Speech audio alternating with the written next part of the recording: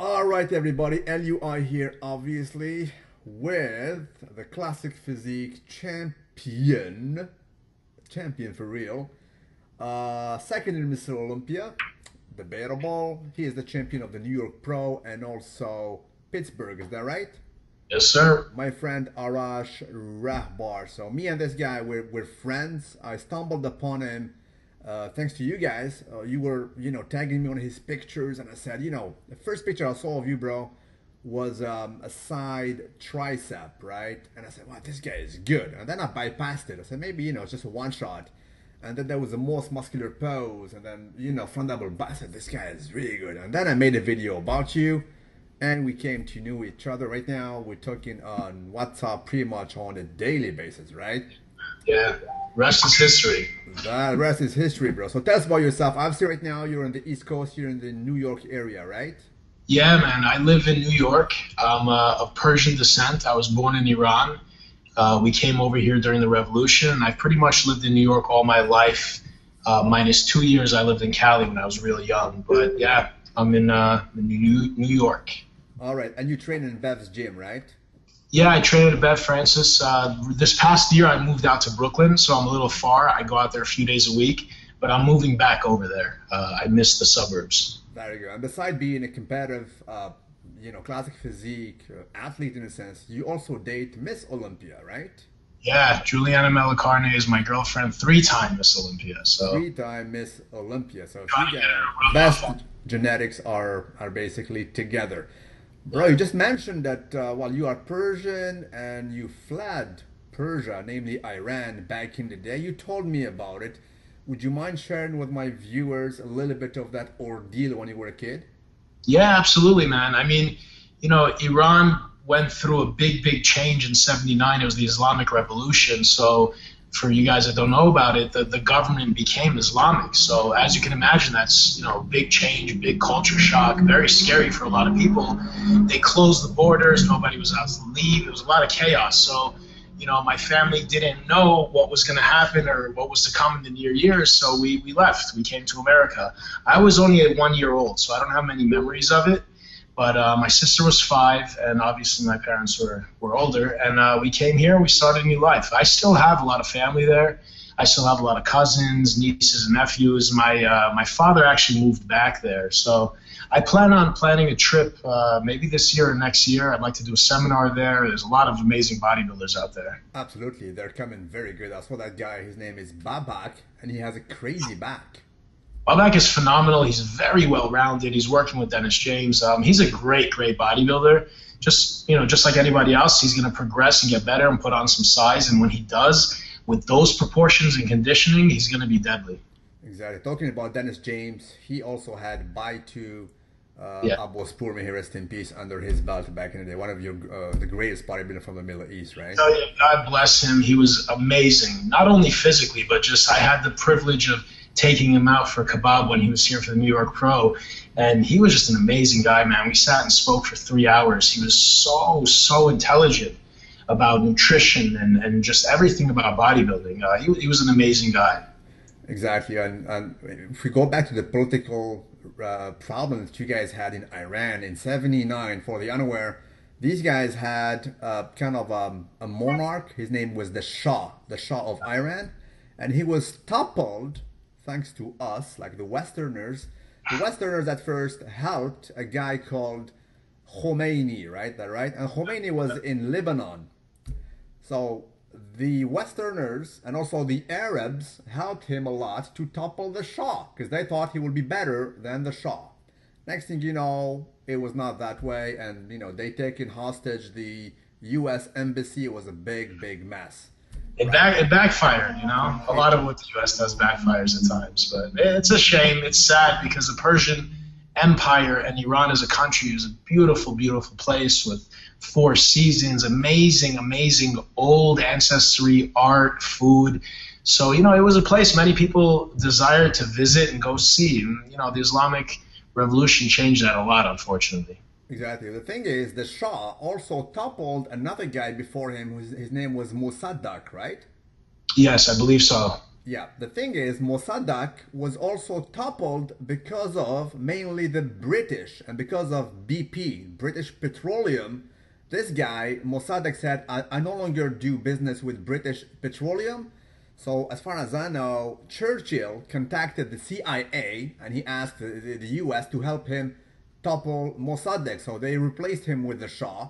And then they were not pleased with the Shah. They brought Khomeini. Right now, you have Rouhani, I guess, right? Rouhani right now? Yeah, it's times are definitely better than they were back then. Yeah. Things have it's loosened up a little bit, but hopefully we'll have bigger, better change to come in the future.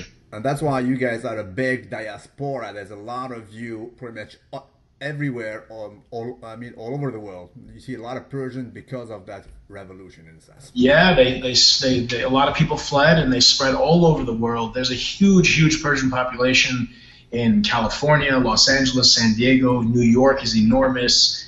We're all over. It's like an infestation. Absolutely. Even here, I guess probably you have like more Persian outside of Persia rather than Persia. It's like the Lebanese. You find more Lebanese outside rather than in Lebanon because of the war of the 80s as well. It's crazy. Yeah. It is. Talking about kebab, you mentioned kebab, but you told me that you don't eat kebab that much, right?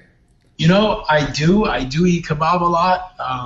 You can get away with it with bodybuilding. It's a great healthy food, but the way that we really like to eat it with the bread and the appetizers and the rice with the butter in it and the steak, the red meat, I can't eat that too often. But right now I am. Right now I enjoy myself. Because you're off season, and you told me you have an uncle who has a restaurant, right? I was in the restaurant business myself. My family, we were in the restaurant business. So my manager that used to work for me and my chef went and opened their own place. So when I'm in Long Island, I always go to them. And it's exactly the same as what we used to have. So, it's nice to go there every once in a while. But when I was eating healthy and working in the restaurant always, I would get grilled chicken breast, no oil, no butter, and I'd bring my own white rice. So it wasn't really like eating authentic Persian food, But when I eat it with the rice and the bread and everything, it's one of my favorite dishes, Alrighty, so let's way back to the main subject. It is the fitness. As far as I know, you started your journey as a physique competitor, right? Yeah. I started competing in 2014. I had already been bodybuilding since I was like 13 years old, just as a passion. Naturally, right? Not 100% natural. I would just, in the beginning, I had a passion for it and I wanted to train and be better. And it just grew. It grew into an obsession to the point where I wasn't sure why I was doing it, but I knew I couldn't be without it. So I loved it, man. I trained 6 days a week and I ate 6-7 meals a day and never did a show. In the back of my head, I always said, one day I'll compete, one day I'll compete. Who really drove me was the bodybuilders in the 90s. I used to look up majorly to Kevin Levrone, Dorian Yates, Ronnie Coleman, everybody else, but those three the most. I had their DVDs. I used to mimic them and shadow them. And when I came around to competing, I was training at Bev's already. I had all my friends there. And men's physique was a really big division, and there was a big spotlight on it, so to speak. So it was either do the men's physique in NPC or do natural bodybuilding.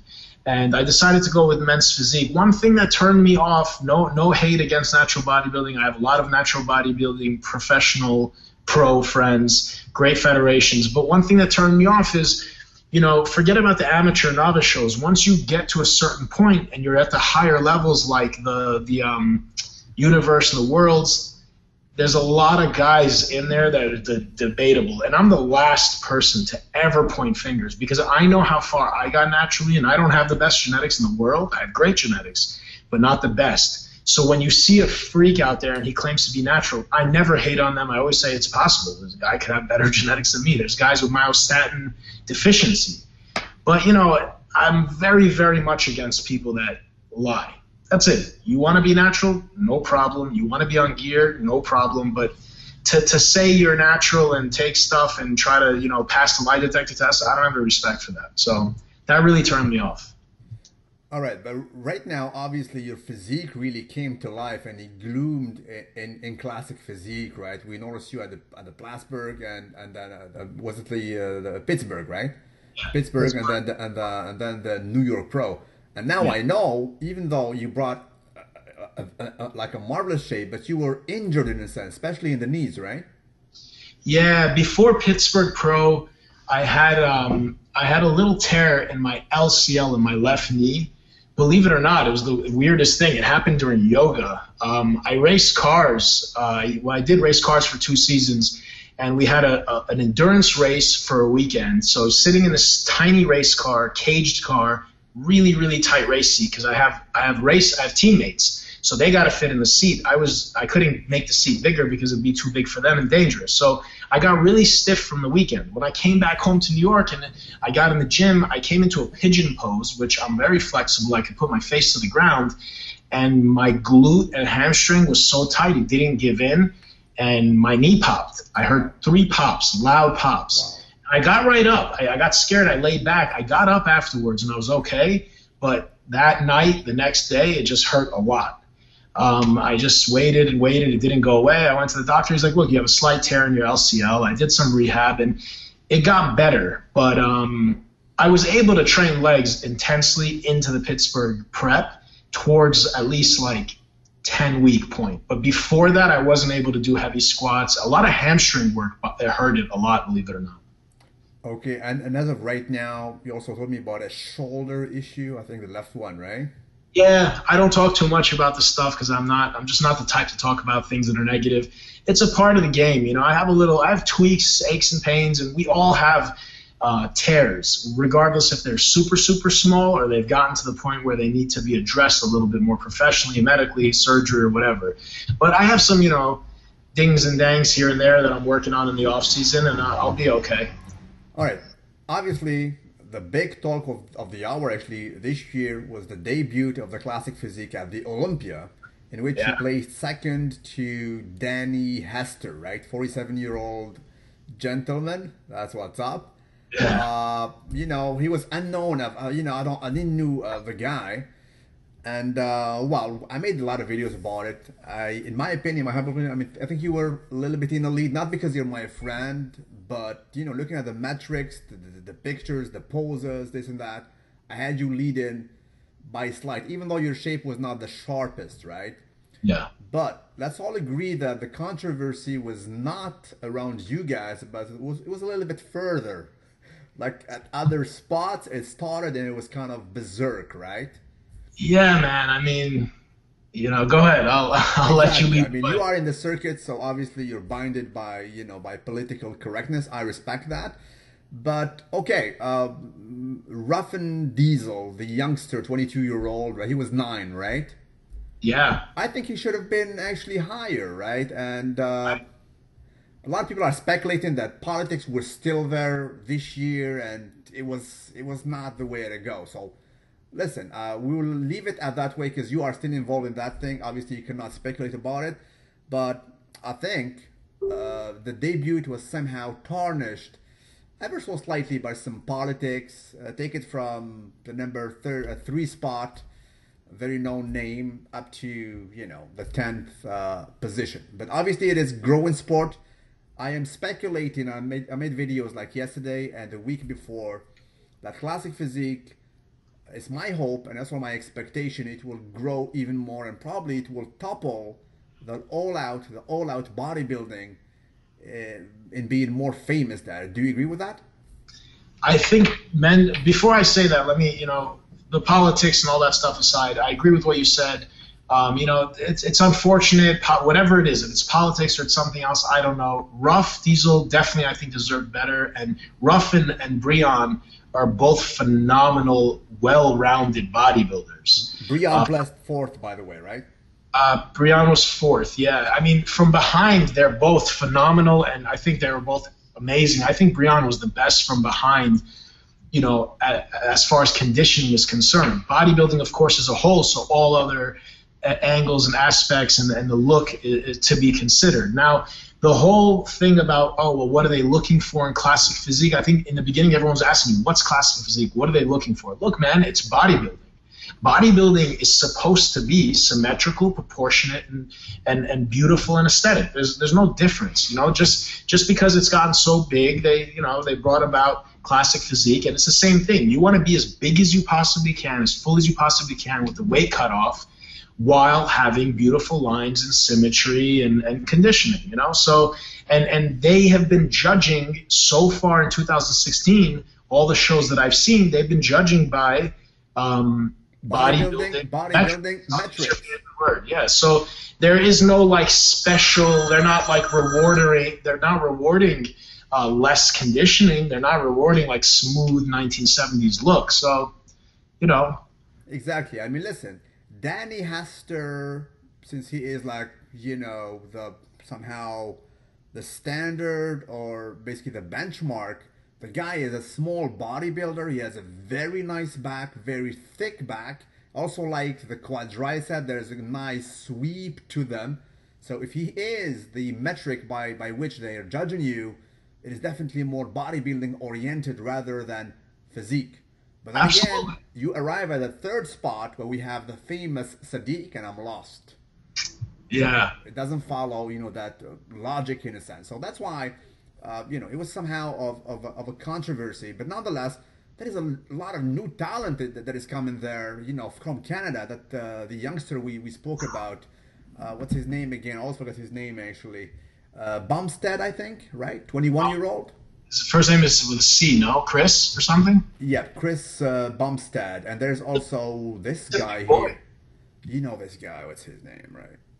There we go. Oh, that's my boy. Yeah, he's a great guy. Yeah, this guy is, his name is Drobot, Cody Drobot, 23-year-old from Canada. So a lot of good talent is coming there, and it is my expectation, because bodybuilding appeals granted to the gym bros, the big orexia guys, and that will always be underground niche. It's not a mainstream niche. Most gym goers do not have, you know, the so-called big orexia or the body dysmorphia. They don't want to be like huge freaks. They admire them, but in daily life they don't aspire to be like them. That's why you guys, I think, are called to grow even more in the next years. I totally agree. I was never a big fan of men's physique in the beginning, and then later on I liked it because it grew, and the guys are small bodybuilders. But you know, men's physique is huge. It could be argued that it's bigger than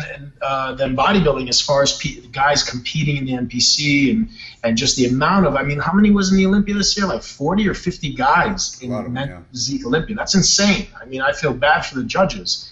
But that being said, you know, it'll take a long time, because at the end of the day, you don't go to the zoo to see the parrot. You go to the zoo to see the gorillas. And everybody goes and buys the tickets to the Olympia to see these freaks of nature, these enormous size. You know, you can see a nice body, you know, here and there, but how many times in your lifetime are you going to see a Rolly Winkler, a Phil Heath, a Big Ramy in person, up close, be able to shake their hand and say hello? I mean, these guys are just like Godzilla to some people, you know? There'll always be an appeal to that. You know, started with Dorian Yates, then Nasser El Somebody, Marcus Rule, Ronnie Coleman, all the big guys attract, you know, they're like the freaks of the show. But nonetheless, these guys cannot do vacuum nowadays. They cannot do ground poses. They cannot move about like you guys can afford to do. You are still a human in a sense. Yeah. And you are the closest thing to the golden era. And even when it comes to the vitamins, you guys are not on the vitamins all year long. So you take just minute levels of those kind of things. One thing I learned, as far as the vitamins is concerned, everyone's different. Some guys that you look at and you think, oh my God, they're on everything under the sun. They're actually not. And some guys that are like not even that big or impressive are on everything under the sun. So that varies from person to person. But you know, we're both very big into cars. I'll use a car analogy. It's the same thing as cars. I know. You know, the top bodybuilders are the supercars of automobiles. They're not very functional. You know, a Ferrari doesn't do much very well. It just is beautiful and it's fast, but you can't go grocery shopping. You can't drive it in the snow. It doesn't fit a lot of stuff. So it's a compromise, you know? Compromise a lot. Yeah, you know, if you're looking to be, you know, wear a suit and go partying on the weekends and do some martial arts and go skiing, then no, you're not going to be 260 pounds diced to the socks. It's not happening. And knowing you, I mean, I know basically the level of consumption of vitamins you take, and it is so minute, it is ridiculous. Some people would not believe, but that's what's up. You're a 230-pound guy. Yeah. And you're pretty much almost, you know, as Nothing, pretty much. Nothing. Well, look, the thing is, it's all relative. I put in a lot of work before. And although we all have bigorexia and dysmorphia, and we all want to look amazing and hard and granite all year round, I understand that, you know, in social media, the guys are shredded all year round in all their pictures. Either it's a lie, those are pictures from 7 months ago, or they're going to hurt themselves. I can't look the way that I look for a competition with or without vitamins all year round. It's just not, it's not healthy. And I want to be in the sport for many, many years. And regardless of bodybuilding or not, if I stop competing tomorrow, I'm going to bodybuild for the rest of my life till I'm 6 feet under. That's just, there's no way around that. That's going to continue to happen. And I don't want to fizzle away. I don't want to be like handicapped and hunched over and all messed up with my health. You know, like people say, what would you rather live? You know, 50 years as a lamb or 5 years as a lion? I want to live 50 years as a fucking lion, you know? Exactly. So, the next competition, you were expecting the Arnold Classic, but obviously there will not be, right? I was, after the Olympia, when I got off stage, I was tired because I did the Pittsburgh Pro and the New York Pro. I was fried for the Olympia. But when I got off stage, I was like, I cannot wait for the Arnold Classic. And I spoke to the Arnold Sports last week, and I'm very, very unfortunate to hear that they don't have classic physique. Someone told me the other day that they did the same with men's physique. The first 2 years they didn't have men's physique. I have no idea why, because Arnold classic physique. Arnold was a big part of us getting this division. You know, they know who the top guys are. We already had numerous winners of shows, and we had an Olympia. I would love for them to have it, you know, but it looks like they're not going to have it. Hopefully they will have it next year because there is a lot of enthusiasm. A lot of guys are joining. I mean, the talent is so wide, it's just immense. But that would be a competition in Kuwait, right? It's not confirmed. I believe that there's been talks about possible show. That would be great. I think, you know, Kuwait is a great place. What they're doing for the sport, the guys out there are very enthusiastic, and I'd love to see that, man. You know, India, Kuwait, Iran.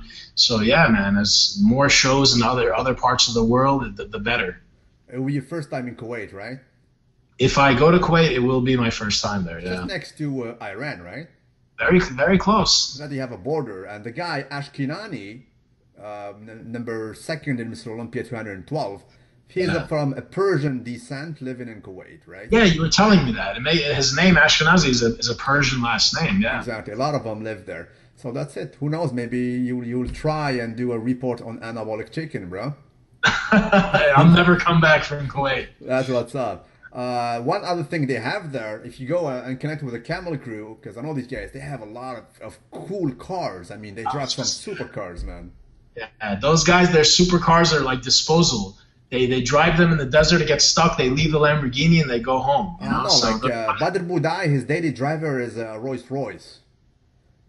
Exactly. And the guy, his name is Al-Naki, he's a trainer of Ramy, Big Ramy. His daily driver is a Porsche Turbo S modified. Yeah, so I'll sign up for that show if they announce. Talking about cars, you have an M3, right? I have an E46 M3, yeah. Race prepped, or is it daily? Not yet. It's unfortunately been sitting in a garage because of Pittsburgh, New York, and Olympia. I was going to build it into a track car, but keep it street legal, coilovers, half cage, race seats, you know, try to lighten it up a bit. And I'm going to do it. It's a car that I want to keep for a long time, but I haven't been to the track in 2 seasons because of bodybuilding. Well, 1 season, actually. Will you add some CSL parts? I already have a carbon fiber CSL trunk. I showed you the picture of that. Yeah, you showed me that. It's beautiful. The CSL front bumper I think is gorgeous, but it's absolutely pointless. I'm just going to take the fog lights out, put brake duct cooling, and maybe a splitter in the front. And that's really it. I'm going to do Apex wheels, not the CSL wheels. Exhaust, tune, stuff like that. So stock it has about 333 in the US, right? Yeah. And in Europe it had 343 horsepower. 10 yeah. more horsepower. I mean, the E46 compared to cars today, it's gutless. It's not powerful. There's not a lot of torque at all. You have to wring its neck. But just like a 911, it's a raw, enjoyable car, and it's like a glove. Whereas the cars today, the new M3, the F80, which I have a lot of respect for, I was even considering getting that for my daily, and other cars, they're very, very detached. And not only because of the turbos, but because they're very heavy, there's a lot more sound deadening, and they're safer. You keep on giving people more and more power, but people aren't becoming better and better drivers. If anything, they're becoming worse drivers. So there's more driver aids. My M3 is scarier at high speed than a 4,000-pound luxury BMW, in my opinion. Your car is the sweet spot. The E46 was 3,400 pounds, right? Yeah. And the size is exactly the same size as my 2 Series car, which is like the smallest BMW you can get. That's why I have it.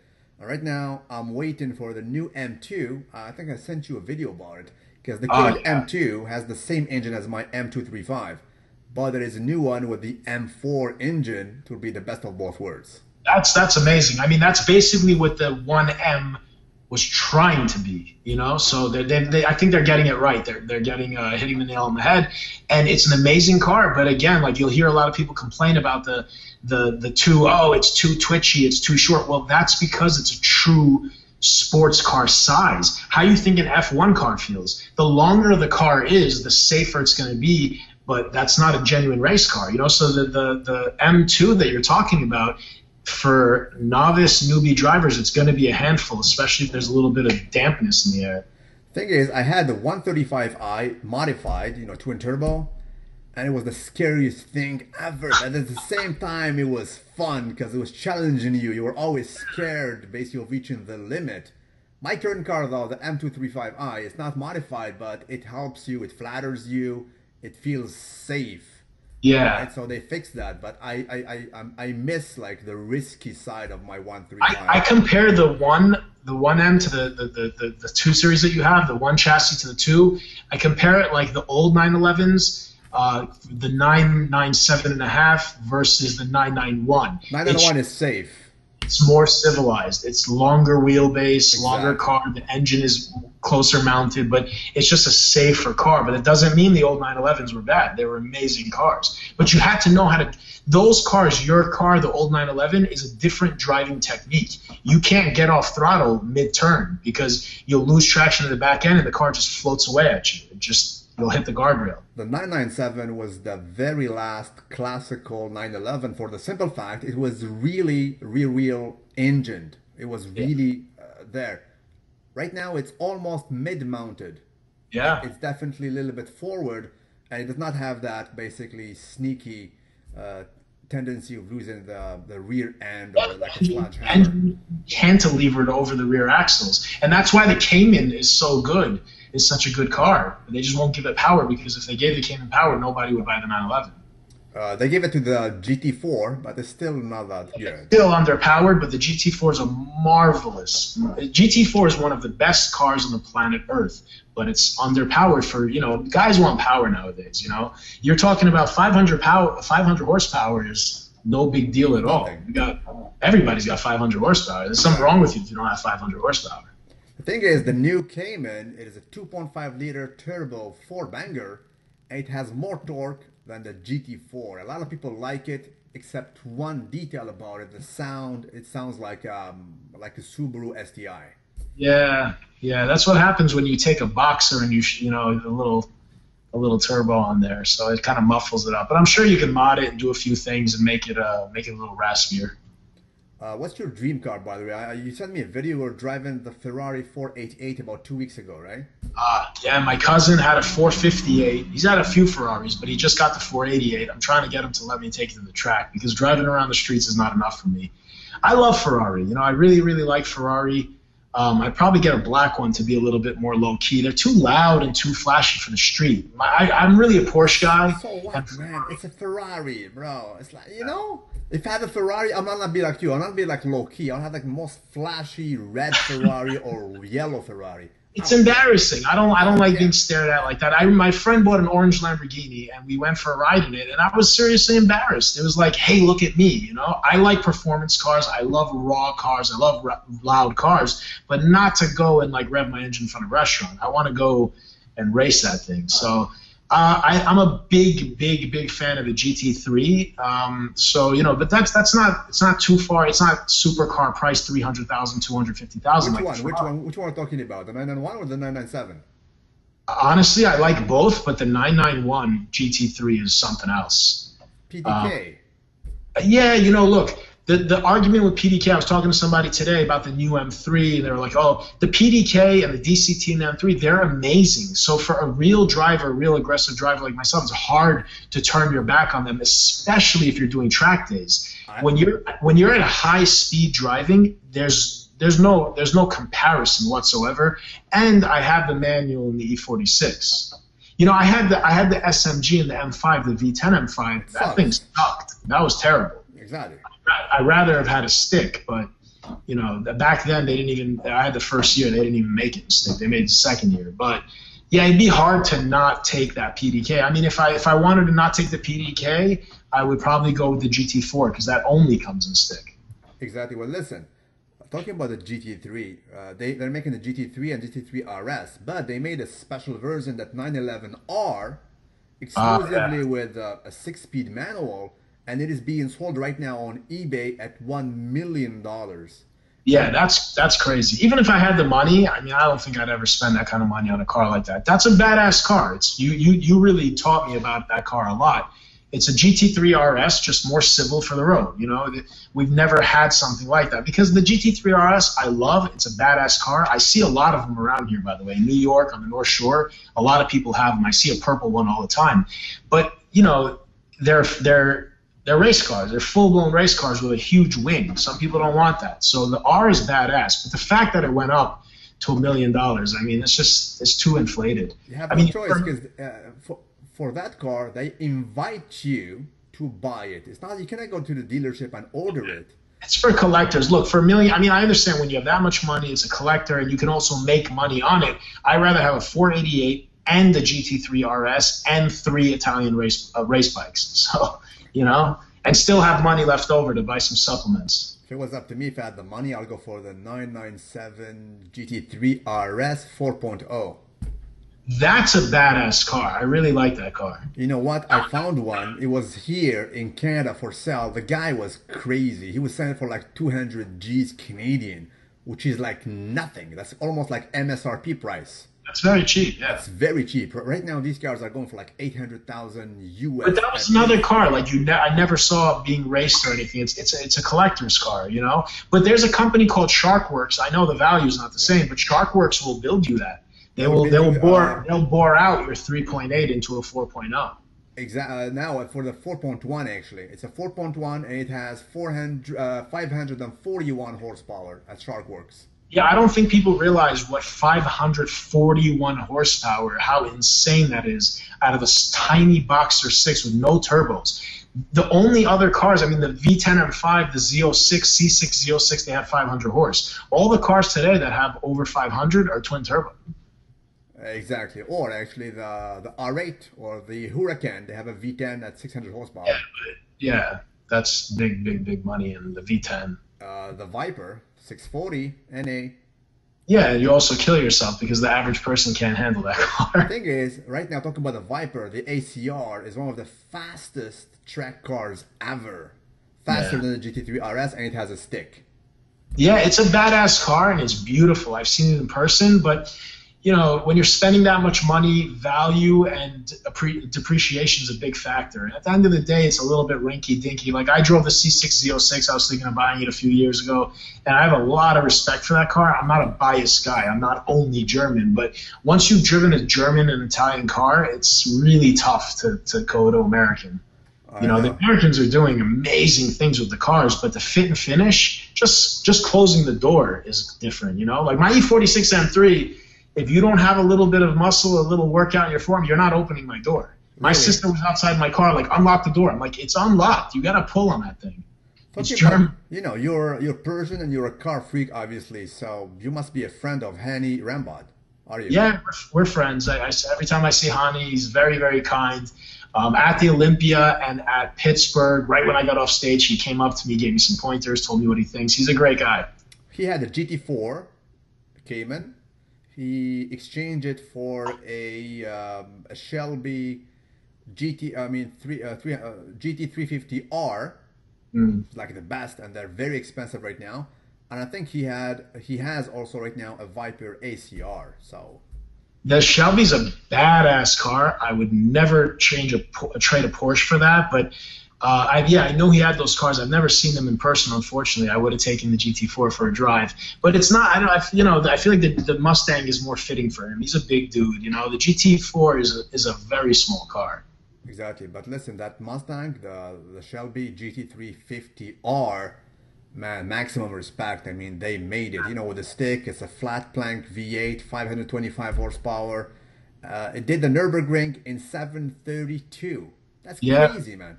Like 2011-ish, the American cars just took it to another level. When the Mustang went back to the 5.0, that's it. I mean, at that point, that Mustang is nothing compared to today, but it was neck and neck with the M3. Yeah. But again, man, if you sit in these cars back to back, if you drive these cars back to back, which I have, it's very, very, very hard to choose American over German. And guys can sit there and talk about stats on the computer all day long, but it depends on who's driving the car, man. Yeah, that is one metric you cannot measure. It is the feeling behind the wheel. Yeah. It's like right now the 997 GT3 is not the fastest, but being around behind the wheel, like I just saw a video of what's his name, Matt Farah. He drove one like 2 weeks ago, and he was like a kid. Even though it's an outdated car, and it's going up and up in price because of that. You cannot measure that. Yeah, absolutely. That's it, man. So beside cars, and I see bike basically behind you. What other passions do you have in life, man? Too many, man. Sometimes I feel like I have too many hobbies. I come from like an artist background. My mother and my sister are artists, so I used to refurbish furniture when I was younger. I used to make models and stuff like that. And I think that's why I took such a liking to bodybuilding, because as tacky or cliche as it sounds, it's like I'm sculpting a sculpture for 40 years. It's the same thing. But so I love cars and bikes, bodybuilding. I'm big into architecture and homes. I'd love to build myself a home one day. But to be honest with you, between real estate and bodybuilding, I haven't had time to do anything. Like those race helmets and that suit I haven't put on in a year. So racing cars and bikes are really, really time consuming. Going to the track is insanely time consuming. You got to have friends or somebody to go with you, and it's always weekends and weeks and months and working on the car or bike before, getting it ready, and then working on it after, So hopefully next year I'll spend some time on the track, because I definitely don't want to lose that aspect, that hobby, Okay, before getting into professional competition, you knew King Kamali, who was another Persian bodybuilder, right? Yeah, I knew him very well. You also dated his sister. Yeah, we dated for a while, for like 2 years. This was like almost 10 years ago. He was competing back then, right? He was competing, yeah. I met him and his sister after the New York Pro. So I went to the New York Pro, great show, and then we went to Sound Factory. Anybody that's from New York remembers that. This is a shit show, crack house.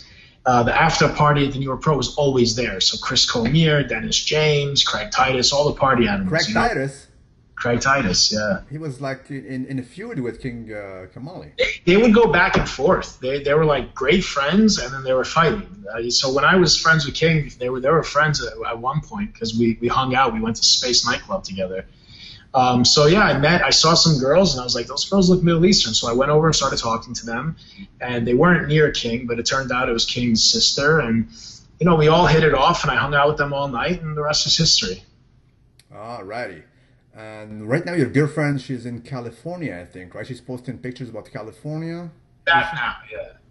Alrighty. You guys live together, no? No, we don't. And you told me you're planning to move from this loft. You have a loft, right? Yeah, I moved over here to be closer to work. It's a cool, hip area. Anyone knows about Brooklyn, like Williamsburg, it's like a hipster area.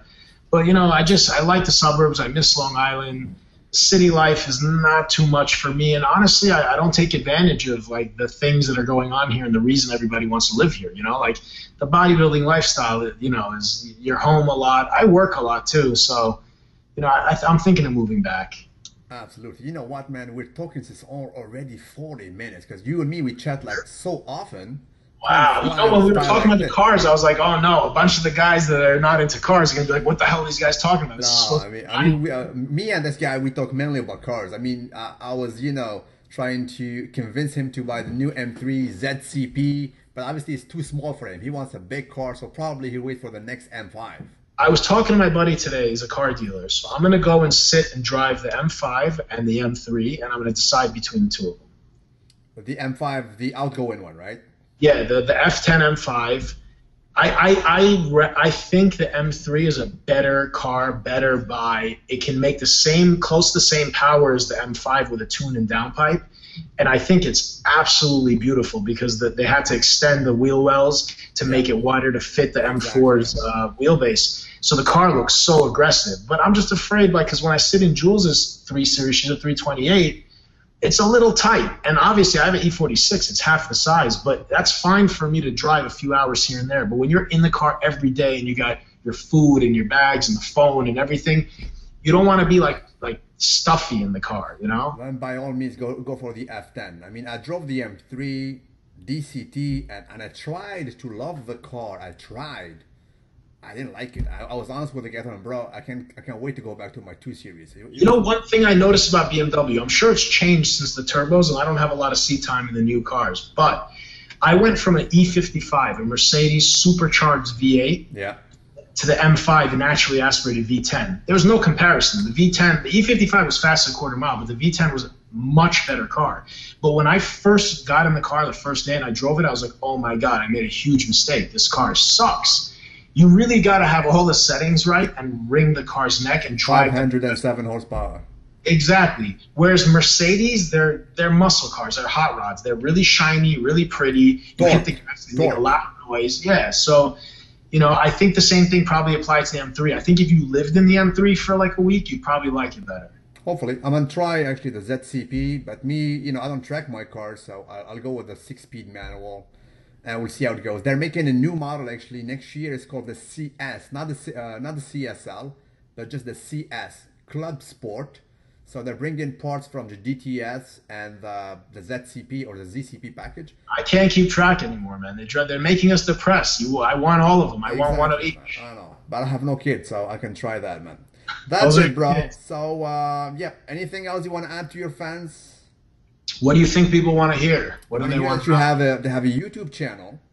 I have a YouTube channel, Arash Rahbar, which I've been on almost every day now. I'm adding a lot more content. Today I actually posted recommendations for Q&A. I'll be recording the video today or tomorrow, and I'll be putting up answering a lot of questions. I'll probably end up doing a live Q&A, either Facebook or YouTube. I'm still getting the hang of all this tech stuff. And I also hit me up on Instagram, Arash Rahbar. I post a lot of stuff on there. I try to post, you know, more helpful tips and tricks or workouts or, you know, stuff that you guys can use. And people are always asking questions and commenting, and I try my best to get back to them. There you go, bro. It was a pleasure talking to you. Give us a bicep shot. We compare my natty gains versus my pleasure, bro. Look at the natty gains versus that. Do I even lift? Man, you're big, bro. Salute you, bro. I'll get back to you soon. Have a nice one. A pleasure. Have a good night. Bye-bye.